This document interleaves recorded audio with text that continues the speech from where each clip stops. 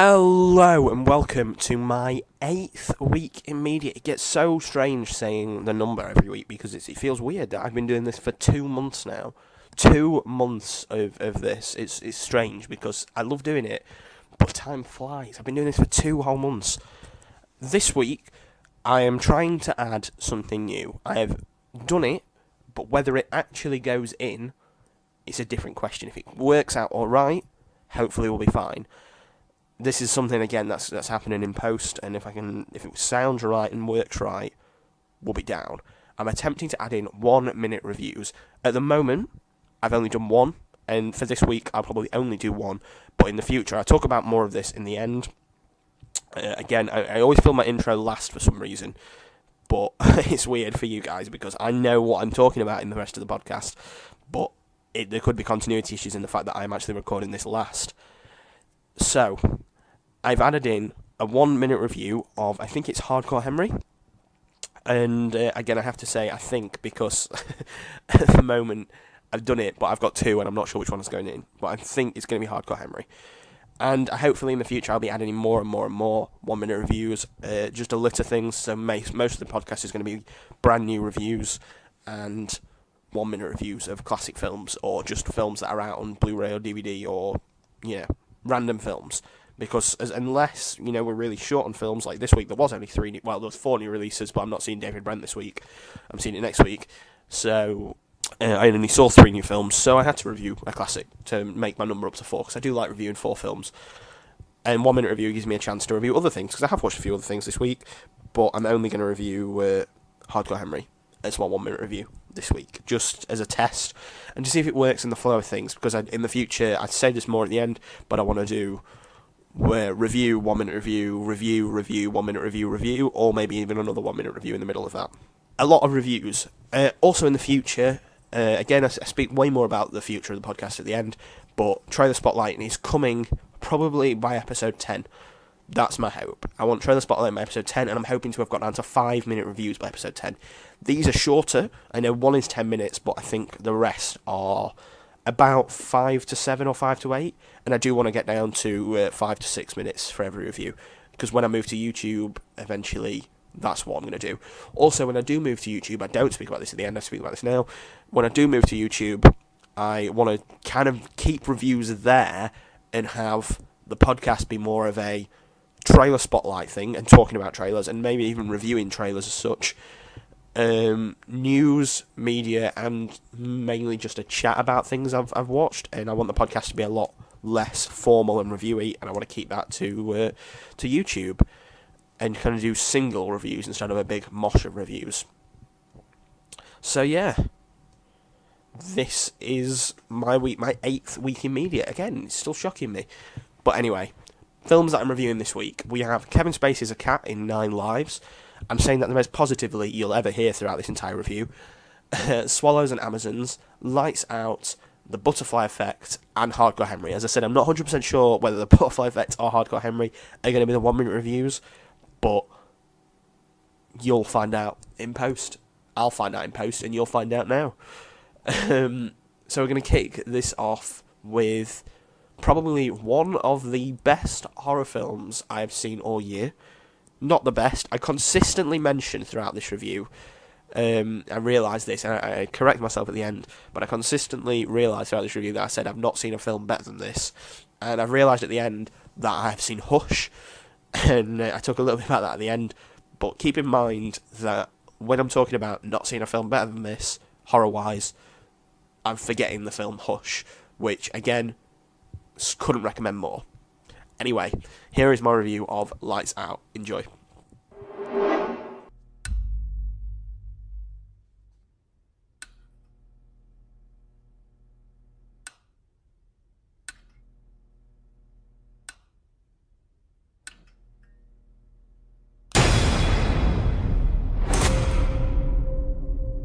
Every time I turn off the lights, there's this woman waiting in the shadows. I see her too.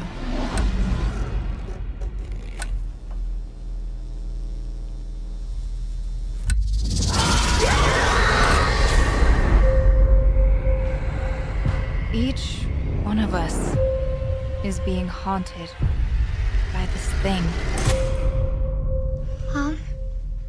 Hey, Martin, what's up? Did we wake you? What? A long time ago, I had a friend named Diana. And something really bad happened to her. Everyone is afraid of the dark. And that's what she feeds on. Show yourself!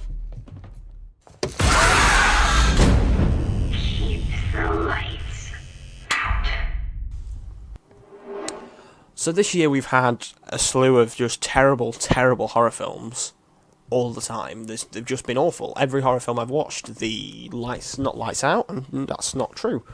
Every film I've watched, besides Lights Out, has been pretty much awful horror-wise. The Witch I wouldn't class as a horror film, so that's not really been, all horror films have been terrible. The Darkness is the worst film I've seen all year. That was a horror film. The Other Side of the Door was another one of the worst films I've seen all year. That was another horror film, obviously. And The Forest, if you saw me on Twitter after I saw The Forest, I was very, very angry with The Forest. And Lights Out, for me, I had relatively low expectations. This year's not been great for horror, which is a shame, because it's my favourite genre film. So, to find out that it's not actually been doing very well at all this year was not that great. So my expectations were quite low. In fact, they were very low, really. And now I've seen the film. I am glad I went in with low expectations, because I came out very, very happy with this. It is the best horror film we've had all year. Nowhere near the best horror film I've seen in the past recent years. I mean, if you look at It Follows, that's one of the best horror films I've seen in years. Never mind of last year or the year before or the year before that. It's a very, very good horror film, is what I'm getting at. So if you don't know what Lights Out about, it's about a creature called Diane haunting this family. And I say haunting, it's not really as much a haunting as just weird. It's not like a simple haunted house sort of thing. It's never stuck to one location. It follows a creature called Diane. Diane is attached to the mother of this family. This family is comprised of a boy, a daughter, a son, a daughter, and her boyfriend. And that's pretty much it. The father's died, the stepfather's died, and everyone's pretty much dead in this family. And the mother is always been kind of insane. And she always has these fits. And she used to see a girl called Diana. Diana being the monster. Everyone else can see Diana as well. And Diana's a very, very creepy, disturbing creature that only comes out in the dark. My voice is cracking a hell of a lot, and it's getting really irritating now. So this creature can only come out in the dark, and hence the title Lights Out. The lights always have to be out for it to be there, and she keeps on appearing in different places in the dark. The story is basically them trying to get rid of Diana and help the mother not be insane, while Diana slowly tries to kill them all, and is kind of controlling the mother, and it works. The plot isn't fantastic, the plot isn't what makes this film good at all. It's a bit cliche at times, and cast-wise, well, I'll talk about cast in a minute. And it doesn't really go in places that are that exciting.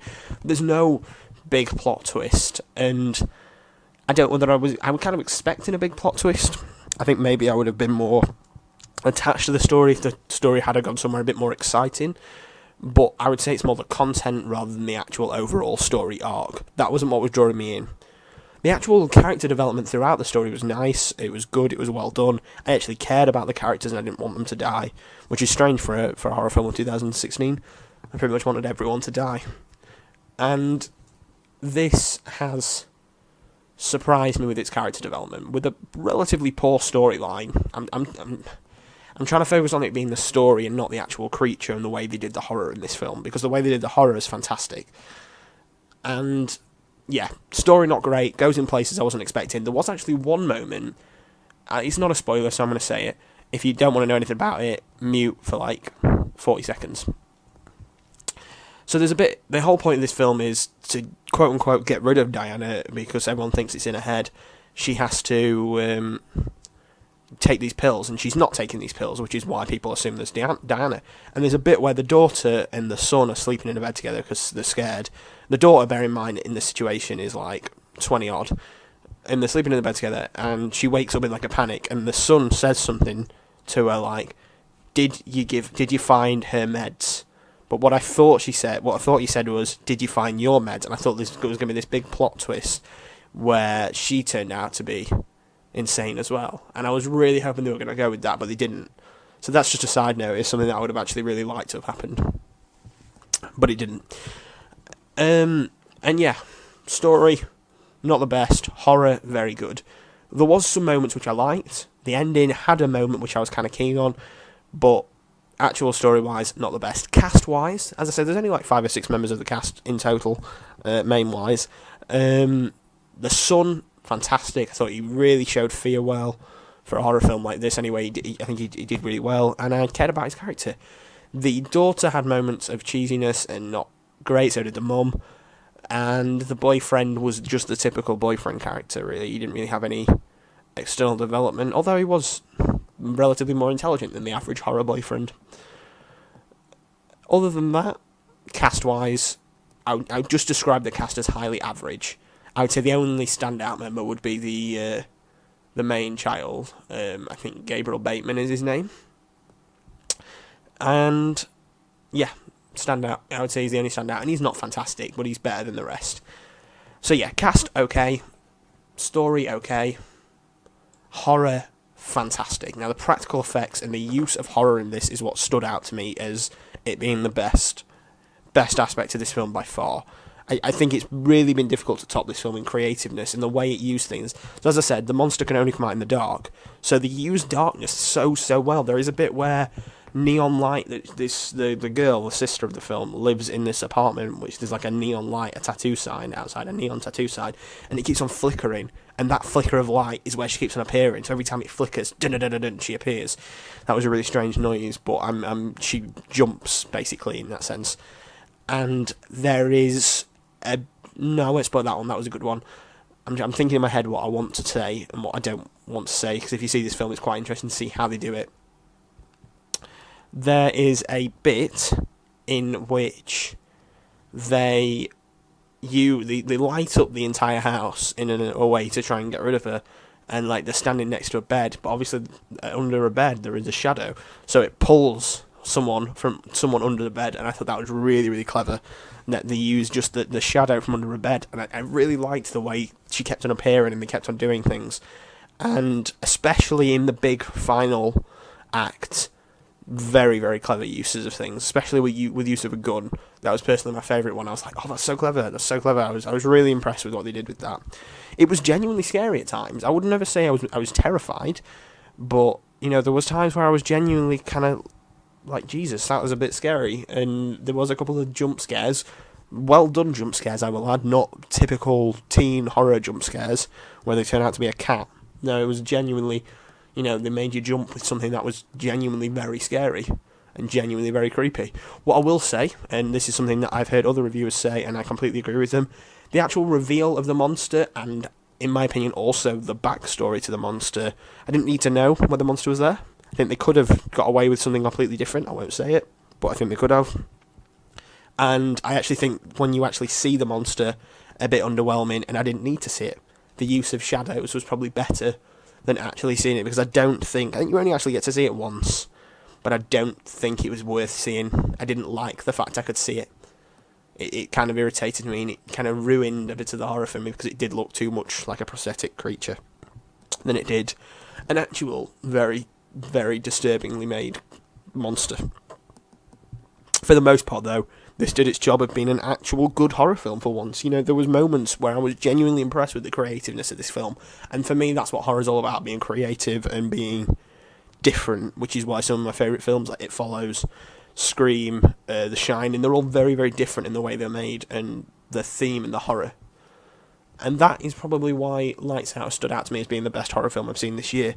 Now, I keep on saying that fact because I haven't. I probably should have. Has gone through each of the films I've watched horror-wise this year and see if anything has topped it. But as far as I'm aware, this is the best horror film I've seen all year, and I would recommend it to anyone at the moment. It's a fun hour and 20 minutes, and that's another good thing. It's only on for an hour and 20 minutes. It doesn't overstay its welcome. There is no point when I was bored, because it didn't have time to be bored. It was moving at such a good pace, And I absolutely love films that are on for an hour and 20 minutes, and I have just remembered, I have said this over and over again, that it's the best horror film I've seen all year. It is not. Another film that was on for an hour and 20 minutes, Hush, hands down, best horror film I've seen all year. Probably one of the best. It's probably my top 5 films I've seen all year anyway, but it's because I haven't seen it at the cinema that I wasn't counting that. It's the best film I've seen at the cinema, but Hush, best horror film this year. Check that out on Netflix. I'm giving that 5 stars while I'm at it, but this is going to get 4 stars. So watch Hush, Netflix, 120 minutes, an hour and 20 minutes, sorry, and watch this, an hour and 20 minutes, at the cinema, lights out, 4 stars, Hush, 5 stars, 2 reviews very quickly there for you. Enjoy that. I feel like now I should just get Kevin Spacey as a cat out of the way. So from an actually good film to Kevin Spacey as a cat. This is my review of 9 Lives. Yay.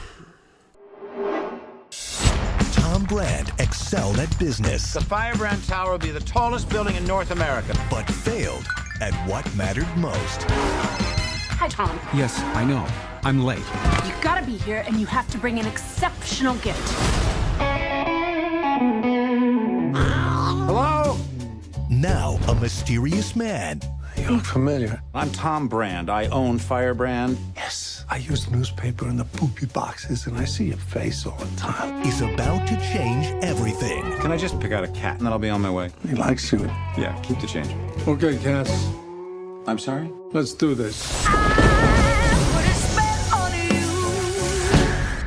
So, what you doing in there? Wait a minute. I'm a cat! How do I get out of this? You haven't been there for your family. When is Daddy gonna come home? As soon as he finishes work. You have 1 week to reconnect with them, or you're gonna be stuck inside that cat for the rest of your life. But I hate cats. That's what makes this so perfect. Right, I'm going to keep this review short and sweet. Well, short, because my life is significantly shorter now I've watched this disaster. Although what I will say, before I do go into the proper review, is Chris Stuckman set his ticket on fire and said he would rather die than watch this film again. And although it was very, very bad, I would say I've seen worse this year. I've seen significantly worse this year. And although it is Kevin Spacey as a cat, which is just the premise in itself is abysmal, they might as well make a Garfield 2. Cat movies. I mean, I love cats to pieces, but cat movies shouldn't be a thing. Which is why I'm not really looking forward to a street cat named Bob, which equally looks bad. Either way, 9 Lives. 9 Lives is directed by Barry Sonnenfeld and Sonnenfeld. Don't know. We'll go with Sonnenfeld. And it stars Kevin Spacey, Jennifer Garner, Christopher Walken, and that's about it. That's the only people you'll know, really. And it stars Robbie Amell, who I'm confident is related to Stephen Amell. Not 100%. I'm going to pause for a second. So for you, that was no time at all. For me, I've just paused and looked whether Stephen Amell is related to Robbie Amell. If you don't know who Stephen Amell is, he's Arrow in Arrow. Robbie Amell is actually from The Flash. I didn't know that. I probably should have known that. I recognised him from something. He's Firestorm in The Flash. Side point, that was pointless. That was just pointless. But either way, they're cousins. They are cousins. And I thought they'd be brother and sister. Brother and brother. Not brother and sister. This is a disaster. Either way, 9 Lives. Talking of disasters, let's get back to 9 Lives. That was a good segue, Dawson. I'm slowly going insane. So Kevin Spacey is a bad parent, and he is a businessman, and he's a bad man, and he goes to buy a cat from a mysterious cat shop because his daughter wants a cat, but he hates cats. That's the key point. He hates cats. And this is like 45 minutes into the film, so at the moment we have watched 45 minutes of basically just business meetings, and to be fair, I actually enjoyed that a lot more than when he became the cat. I would have rather watched the entire film with Kevin Spacey as a businessman, because it felt more like a Kevin Spacey film. Kevin Spacey does a really good job of just playing a massive arsehole. That's basically the thing he's fantastic at, and that's why he's probably one of my favourite actors, because he does that so brilliantly. If you watch Seven, or not Zodiac, if you watch Seven, he's fantastic as the villain in that. If you watch The Usual Suspects, he's fantastic in that, even more so. American Beauty, he's just good at playing this arsehole character better than anyone else. I think that's genuinely what he's good at. And he's also good in Superman. I'm sidetracking so much in this review, and I'm desperately trying to avoid talking about this film. So he goes into this cat shop, and he's like, I want a cat, I don't like cats, give me a cat. And he becomes the cat, essentially. Christopher Walken, I'm pretty confident, curses him. I don't really know. It doesn't really explain it very well. He ends up getting knocked out, and then he wakes up as a cat. Not sure how he wakes up as the cat. That is something that I am literally realising now. Why did he become a cat? What, why? There is no, why did he become a cat? I don't understand. There is no moment, unless they cut some scene or something. Christopher Walken never goes, oh, he's gonna regret saying that, or oh, he's gonna become a cat one day. It's just kind of like a just desserts sort of thing. Why does he become a cat? I genuinely want to know now, and that's actually gonna. I had a score in front of me, and that's actually gonna go down now because that is such a huge plot hole. I genuinely do not know how he's gonna become a cat. Wow, I'm quite shocked. Anyway, he becomes this cat. It's terribly, terribly voice acted. He doesn't even move his mouth. They just speak, and it doesn't work at all. It just looks terrible. And he's trying to not become a cat and not stay as the cat, and it's really strange in that sense. But the voice acting's terrible. The cast in this film is terrible. Jennifer Garner's not great normally, but she's especially bad in this film. Child actresses, one of them, the main girl, the daughter of the film, Kevin Spacey's daughter, she's okay. Her best friend, frenemy, is not that good at all. In fact, her mother, the daughter's friend's mother, is also an awful actress. Can't remember her name. She's basically Jennifer Garner's best friend. She's awful. Jennifer Garner's pretty awful. Kevin Spacey is Kevin Spacey. This is definitely his worst role I've ever seen him in, but he does the first 45 minutes. You know, he's not terrible. He does play an alright character, and then he becomes a cat and it goes downhill. Robbie Amell, okay, not the worst, not the best. He's okay. I don't mind him, and I quite enjoy watching him on screen. Some heartfelt moments, not many. Some dark storylines for a PG kids film. And it's very, very advanced for a PG kids film. I don't think I went to go and see this with my brother. I needed an excuse to go and see it. I just saw Swallows and Amazons with my brother, like, day after another. He's slowly becoming more and more like me, which, if you're listening to this and know me, is not a good thing. Yeah, it's a bit advanced and a bit technical and a bit too serious. Not serious, actually, that's not the right word, but a bit too adult for a kid to completely understand it. My brother's 7, and I feel like he grasps the fact that Kevin Spacey's a cat, but like half the business things and the main plot of the film is about building size, which again, I feel like they were trying to go for a bit of a joke there, and they never made that joke of size and compensation. I'm feeling like this film is slowly getting worse and worse the more I analyse it. I'm genuinely considering like lowering the score even more than what it's lowered. I've lowered it. I originally was going to give it a score. I'll tell you at the end. I don't want to spoil the score. Not that it's the most exciting thing ever. CGI is terrible. Moving on. CGI is terrible. Cast terrible. Storyline terrible. Is it sometimes funny? Very rarely.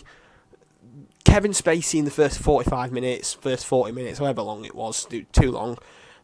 Alright, which is the only reason it's getting this. Christopher Walken, he just whispers in a strange voice, I've noticed. I'm not a Christopher Walken person as it is. He does have a very distinctive voice. It wasn't something I noticed until I saw loads of Jungle Book stuff. He does have a very distinctive voice, and it's very irritating, and I don't like it. Kevin Spacey as a cat should never have been a thing. And I think it's evident why. There's no soundtrack of merit, no direction of merit. In fact, direction's appalling, really. There is a lot of continuity issues, even more so now that I realise there's no explanation of becoming a cat. It's just the worst film ever. I'm backtracking from what I said at the beginning. It's not the worst film I've seen of the year. That still goes to The Darkness.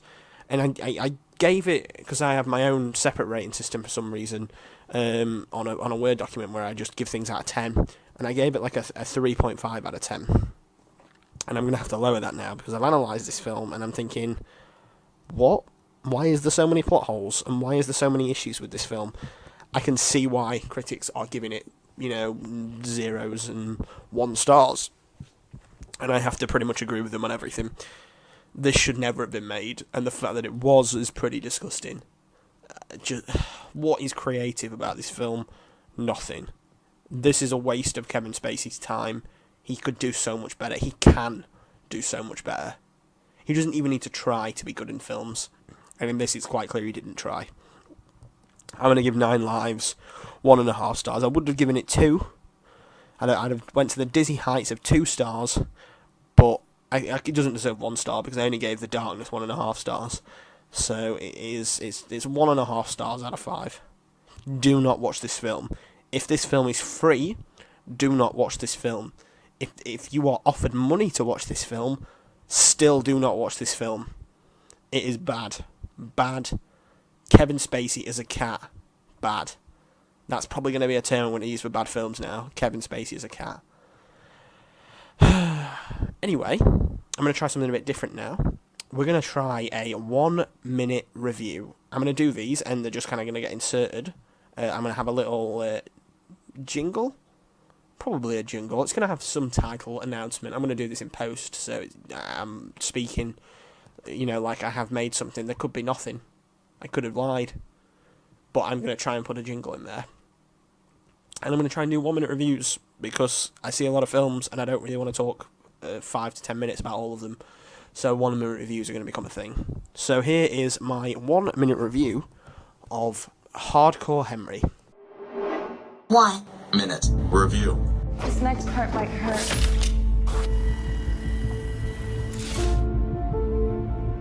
Squeeze? You and I were, and still are, husband and wife. I love you, Henry. Henry, they want your technology. How would you like then you?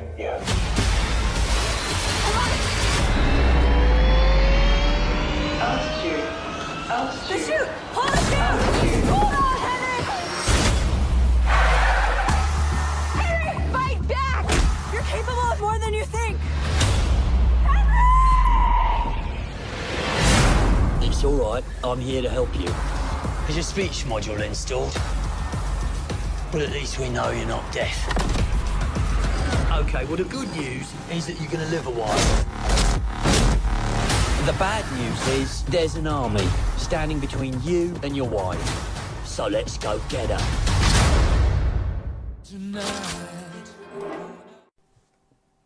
Hardcore Henry is Darren Schuler and stars Sholto Copley, Tim Roth and Haley Bennett and a few other people, and it's a first-person Russian-American thriller action adventure in which the main character, Henry, is a cyborg and people are trying to hunt him down, and he goes around killing everyone in weird, ultra-violence, hyper-violence, strange methods consistently, over and over again. It's just action set piece, based across video games, famous things. It's just mostly like watching a video game come to life, and it's so interesting. The POV never gets disorientating. The action is nearly all practical, which makes it fantastic. The acting is great for the most part. It's cheesy, it knows it's cheesy, it's hilarious, and it knows it's hilarious. It knows when to do visual gags, and it knows when to do serious gags. Everything about this film felt like a moving game, and for me, that's exactly what I wanted from a film. It was unbelievably fantastic, and I recommend it to anyone. It is a good hour. It's a good 2 hours, and I couldn't recommend it more. 5 stars. 1-minute reviews are hard, and to get them right, it requires a lot of effort.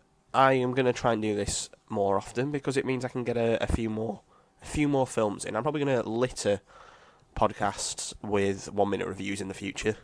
Like after, I'll probably put like 2 in every single podcast, and I think it means I can review things a lot quicker. Hence the minute style, and I think it's kind of fun. I don't know.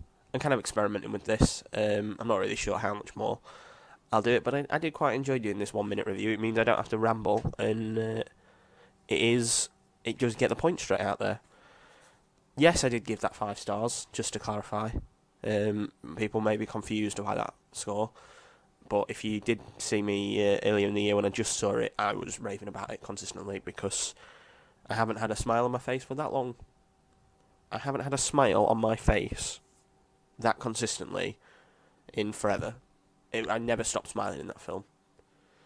But yes, I feel like I'm extending the 1 minute review a bit there, but that was my review on Hardcore Henry. So now we're going to move on to my next film. Enjoy.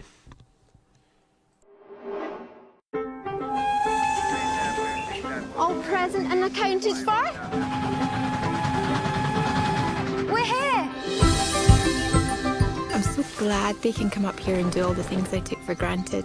I don't want them frightened of the world. There's our lake. We could camp. Sleep under the stars. Please say yes. I promise I'll look after everybody. She's the beauty, isn't she? Wait for me!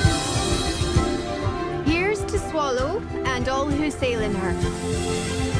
I hereby name this Walker Island and claim it for our own.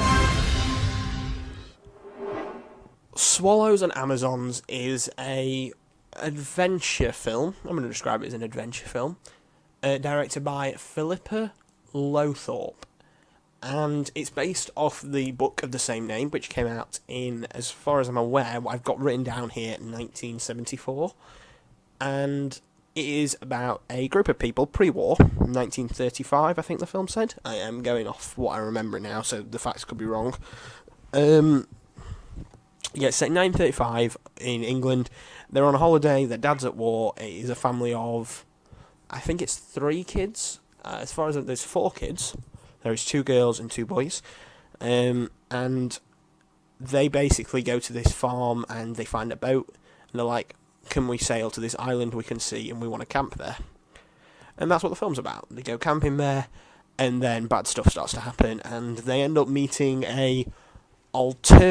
not alternate people, some people that already live on the island, kids that already live on the island or are camping on the island, and the 4 kids have the boat and they call themselves the Swallows, and the 2 kids that already live there call themselves the Amazons, and that's why the film's called Swallows and Amazons. And they end up kind of fighting each other, but then there is a bigger plot at hand, in which Rathspall's character, the only 2 names, I know there's a couple of big names actually, that's not true, but the 2 main characters of this film are Rathspall and Andrew Scott, if we ignore the kids, that is. And they are kind of the main story arc and the subplot in a way. So these 2 groups of kids kind of fighting is surrounded by this main plot of Rathspall being this weird, mysterious guy, and Andrew Scott and his partner, I don't really know the name of. He's not really anyone, he doesn't really speak very much either. And as they're trying to hunt down Rathspall, and then the kids kind of get involved in it and try to help him. And that's the plot, basically. It's a classic novel. I haven't read the novel, but I know some people that have read it. The plot is very cliche. I was expecting it to be very cliche, but on the other hand, it was kind of heartwarming. There was moments in which I was genuinely impressed by what was happening, and I was quite moved by some of the things. I wouldn't say I was ever crying or near a real emotion, but I was genuinely moved and heartwarmed by some of the things going on. The characters were all likeable, and the story was all interesting. I never felt bored, which I thought I would be. This is the key thing. I thought I would be really, really bored. And the actual overarching story with Rathspall and Andrew Scott was really interesting. I am someone who absolutely adores Rathspall. Pretty much everything he does, I absolutely love. And I'm not going to go recommending Rathspall films, but yeah, he's he's one of my favourite British actors, and I feel like he's really, really underappreciated. And in this, he's likeable, he's good. He was bad in the BFG, we're going to call that a blip in his career, but Rathspall, pretty damn good. And all the cast were pretty damn good. There is no one really that stood out to me as being that bad. Oh, that's a lie. I would actually say that Amazons themselves, the 2 girls, weren't that great actresses at all, and especially the ginger one, don't know her name, don't even know her character name even, but the ginger girl, not very good at all. She was pretty cheesy, pretty poor, not that not very well cast, I don't think. I would definitely blame, and I think it was poor directing as well. I think half the lines were poorly executed, and the company obviously picked the worst takes, or just didn't bother doing retakes because they were kids. The actual Swallows crew seemed well cast, and although I do think some of the things they did were very stupid, and some of the things they did weren't right, it is based on a book made from 1974, and it wasn't the filmmaker's choice, it was the book's choice, so I'd be more criticising the book than I would the film, I think, because as far as I'm aware, I've read places that is very faithful to the book. So the cast are pretty damn good, and the story's surprisingly good. It's nothing special cinematography-wise, and in general the film is nothing special. There were moments which I was genuinely impressed by what was happening, and I was genuinely happy by the outcome of things. It is a kids' film, but it's a kids' film with heart, which I feel like in a world of money-making, awful films for children. I mean, there's very few films I've seen recently, which have, besides Finding Dory, I think, which have really had heart to them and felt like, you know, they wanted to be made and they've genuinely had fun making it. And all the cast did seem like they had fun making this, and everyone seemed to be getting into the roles and the characters they had. And I did honestly feel like I'd been transported to 1935. And I think that's testament to the set design, the directing for the most part, and the brilliant children of the Swallows, and I would say just the way it's made it feel like the time it was set. I didn't feel like I was watching a film that was quite clearly made in 2016, but just pretended to be, 1935. I'm impressed by what they did for the most part. I think that's the key thing. I think the key thing about this film is it's not the best kids film you'll see all summer. It's not the best kids film I've ever seen. It's still okay, but it has heart, which for me is something that, well, it means something. If a film has heart like this, it means something. So I'm going to give Swallows and Amazons, I'm going to give it 3.5 stars. It's not something I would desperately recommend, but if you are forced, as I am consistently, to take a younger sibling to go and see a film, go and see this over 9 Lives, or pretty much anything, unless you can still see Finding Dory. If you've already seen Finding Dory and you're forced to go and take someone, this film has heart. It's funny, it's nice to watch, and it's surprisingly not that boring. It's cliche at times, but films like this tend to be. It's well shot, okay soundtrack, and it's good at transporting you to the world it is. Films are made for escapism, and this does its job of escapism pretty damn well. So yeah, 3.5 stars. Now we're going to move on to my final review. Remember when we were kids and I used to have those blackouts? Well, some of those memories have been coming back to me. There are moments in life we choose to remember. Do you think that we'll be together forever? And some memories we can never forget. All I know is that by reading these journals, I might be able to get Kaylee back. I'd think twice about what you're doing. You could wake up a lot more messed up than you are now. I haven't seen results like this before. But what if you could go back in time? You are completely relaxed. Think of it like a movie. You can pause, rewind, or slow down. Could you save the one person that mattered the most?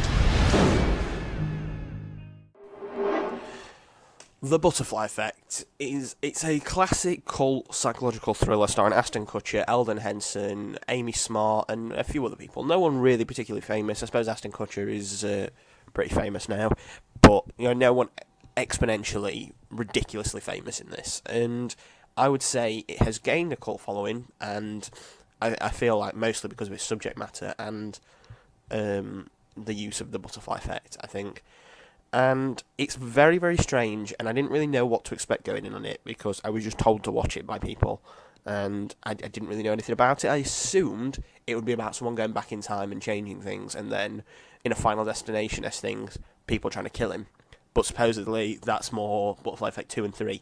Also, there's 3 Butterfly Effect films. Didn't know that until I bought the trilogy. Wasn't looking for the trilogy, but I found it and bought them all on Blu-ray for, I think it was something like a £5, which is pretty good. But yes, story-wise, Ashton Kutcher is a child, and it is following him basically throughout his life up to his college years. I think the film is mostly set when he is in college, or like 20-odd-ish. And he consistently has these blackouts, and he has these blackouts whenever something particularly bad is happening.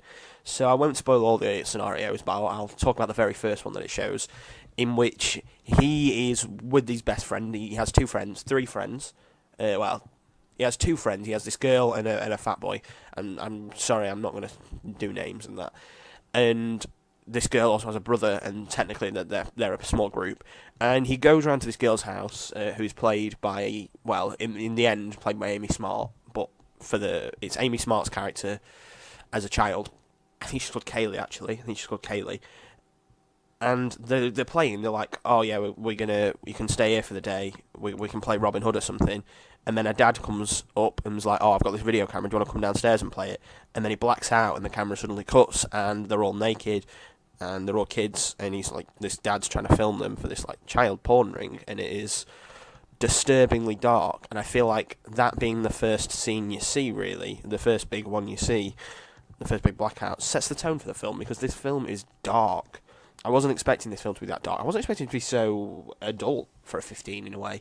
I don't know why, but the themes in this film are very, very dark for a 15 and for what it's talking about. And I was not expecting it to be so serious. And anyway, he consistently has these blackouts throughout his life, and then eventually he has to write these journals about what happened. So if he does have a blackout, he can remember. And he starts looking at these blackouts and focusing on them, and he realises that he can go back to these moments in his past and change them to how he wants. So, for example, the paedophile child porn thing is, he goes back to it, and he stands up to her dad, and tells him, no, stop. And then the entire future changes, and it gets more and more extreme every time it changes. And every time he tries to do things, it gets really dark. And it becomes so emotionally enticing to watch and see where this story goes. It's unbelievable. I think watching the time change and him try and fix things that went horribly wrong in his life is something. There's something kind of beautiful and scarring and horrifying at the same time. It's weird, and you're so attached to the characters, and the scenarios feel so real in a way. Because that's probably down to the fantastic child actors. All 4 of them are fantastic, really, really good in this, and I think it definitely shows how good these actors were, because I really did care about every single character, and there is some really, really good moments and really sad moments, and I think it is punctuated with memorable moments throughout the entire film. I watched this film quite a few days ago now, and I can still remember it so clearly, because there's so many like big pivotal things which make you remember it. And there is definitely some scenes which I probably will stick with me for a long time, because they are so emotionally impactful. And that's what I'm getting at. This film knows how to pull an emotional heartstring, and throughout the entire thing, I was expecting to be quite disappointed by the ending, but no, it really kind of hit me in a way that I was surprised by. This film just generally surprised me in the way it is really emotional and really well done. And I really, really liked that. Really, really liked that. So yes, story-wise, absolutely fantastic. You know, it's a tearjerker. I didn't actually cry, but it is a film that I imagine if you were someone that cried quite easily at films, it could definitely jerk a tear, because it's kind of heartbreaking at times. And I liked that. I definitely liked that. Cast-wise, as I said, Ashton Kutcher, fantastic. Amy Smart, not the best as an adult. As a child, all the child actors, fantastic. When Amy Smart grows up, I wasn't the biggest fan. And a few of the other characters, when they grew up, maybe not the best. Eldon Henson was pretty good as the fat boy. Sorry, I can't remember his name in the film. Ashton Kutcher, fantastic throughout all of it. I really like Ashton Kutcher as an actor anyway. Not two and a half men Ashton Kutcher, but I don't mind him as an actor. And yeah, I enjoyed the cast as a whole. Cinematography wise, it's very well filmed. I thought there was good use of shot types, and definitely the use of, if we're talking technical wise, the directing's fantastic, absolutely fantastic. I would say it's probably one of the best directed films I've seen in a long time. Just because I think the way the whole children thing was done fantastically. The actual use of editing and the use of going back in time and changing things and the blackouts and all of that was done seamlessly, and it was fantastic. And I really, really liked when there was a blackout, when you knew something was coming, and I liked the way they did it in that sense. Other than that, the soundtrack wasn't the best, but it wasn't anything that deterred from the film, I don't think. But yeah, soundtrack's alright. Directing's pretty damn good. And yeah, technically, it's a good film. It's edited fantastically. It's got a fantastic cast, but sometimes it can be a bit cheesy. That's all I'll say about the cast. Sometimes it can be a bit cheesy. Soundtrack's not fantastic, but story-wise, I was never disappointed by anything. Maybe I would have liked a few more alternate realities than I got. I got a couple. I think I got like 3 or 4, but I would have liked maybe a montage of him trying to change things quickly. And there was another scene. There is a scene in a movie theatre which went horribly wrong. I can't remember whether they did actually black out in that. Maybe that's why they didn't go back to it. But they didn't go back to this scene. They went back to the majority of scenes early on in the film. And they didn't go back to this movie theatre one, and I was expecting that. And maybe I would have liked to have seen that, but I'm not actually sure now if he did actually black out in that. So maybe that's why they didn't go back to it. But if they didn't black out in it, why did they show it early on in the film? Not the point. I do this. I start analysing films in my head, and then I realise things. Either way, this film is easily a recommendation. I absolutely love this film. It's a classic. It's a classic for a reason. And I don't get some of the low reviews. I definitely get some of the higher reviews, but I don't get why some people, like Rotten Tomatoes, are giving it something like 33%, and I don't get that. I really, really enjoyed this film, and probably it's because it's my sort of film. I do love films like this. Either way, I am going to give The Butterfly Effect, starring Ashton Kutcher, 4.5 stars out of 5. And there we have it. The Butterfly Effect. 1 minute review of Hardcore Henry, Lights Out, Swallows and Amazons, and Kevin Spacey as a cat. Those are my 4 films. 5 films. 5 films. I'm not used to doing 5 films. That's strange. And yeah, we have finally come to the end of another one. It is getting so strange doing this every week, and I really, really enjoy doing this. And I'm trying my best to keep a lot of things going at the same time. Like at the moment, I am trying to do this podcast every week, which means going to the cinema all the time, which is such a chore, I know. But it's hard when I'm also trying to I'm saying the word also a lot. I'm also trying to do this 5 film project, which I didn't really speak about last week. I spoke a bit about it on my blog, but I am also attempting to do 5 completely different films, 1 minute long films, that is, so very, very short films, that I can put on Instagram and Twitter and all these things without, getting flagged or copyrighted or anything, or putting, it gets a lot more views if people can just watch it on the generic social media. They don't have to click on anything, they don't have to do anything. If it's a minute long, more likely people are going to watch it. Like the trailer that I did for Transition, just on Instagram, got 117 views, which is insane. And I loved doing it, and it took me like 2 hours to make. And now I'm going to try and make something that's fantastic. And at the moment, I'm working so hard on at least 4 of the films. The 5th one, I'm still trying to decide what I'm going to do for the 5th one. I just set myself this task of doing 5 of them. But I'm writing poetry for one of them, which is a strange one, actually. When I reveal what the theme of that is, and the poem one, and it's more of a monologue/poem, that's a strange one. I'm doing a stop motion. I'm doing one based on tone, I'm doing one based on transition shots, and then I'm also, as I said, doing another one which I've not really decided what I'm going to do it on yet, but I've got a couple of ideas.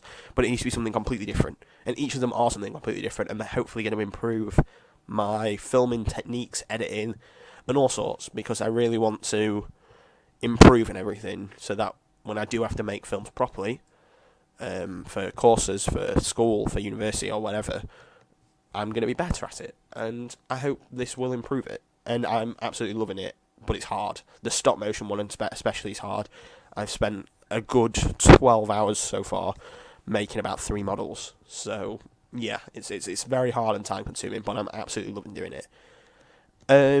So yes, next week A hell of a lot's coming out. A hell of a lot of good stuff's coming out. And I'm also going to try and intercut it with 1 minute reviews. And then eventually, once I start 1 minute reviews as a proper thing, trailer spotlighting will come in after like 5 weeks of me going on about it. Reviews are attempting to get shorter and shorter and shorter, and I'm trying my best, which is hopefully the bonus of doing these 1 minute reviews, is I'm trying to get reviews to 5 minutes long, because when I move to YouTube, that's what I want, 5 to 7 minutes, 7 minutes max. And yeah, 5 minute reviews are going to be soon, hopefully, or I'm trying my best, although I know some haven't been here, but I'm trying my best to get 5 minute reviews. 1 minute reviews are going to be a thing, because I really only want to review the big releases, and then if there's a lack of big releases, a classic or something else that I've watched during the week. So 1 minute reviews give me a chance to review literally everything in the week. I could do literally a big review, 1 minute review, big review, 1 minute review, big review, 1 minute review. And it means I can literally review everything and give a score for everything, and still like to talk about it a little bit. Plus it's kind of fun doing 1 minute reviews. Anything else? So, yeah, next week, more, maybe 2 or 3, probably 2 1 minute reviews, and films that are coming out are, well, I know David Brent's already come out, but I'm not seeing it till next week. So I've got David Brent, I've got Popstar, Never Stop, Never Stopping, War Dogs, The Purge 3, a film called Cell, but I don't know I'm going to be able to see that at any cinemas. It's supposed to be awful, but I do want to watch it. And I don't know if there's anything else. They're the ones that I will definitely be reviewing no matter what. But yeah, they are my films for next week. I hope you enjoyed this. I definitely have. And thank you for listening. I've been Dawson. Out.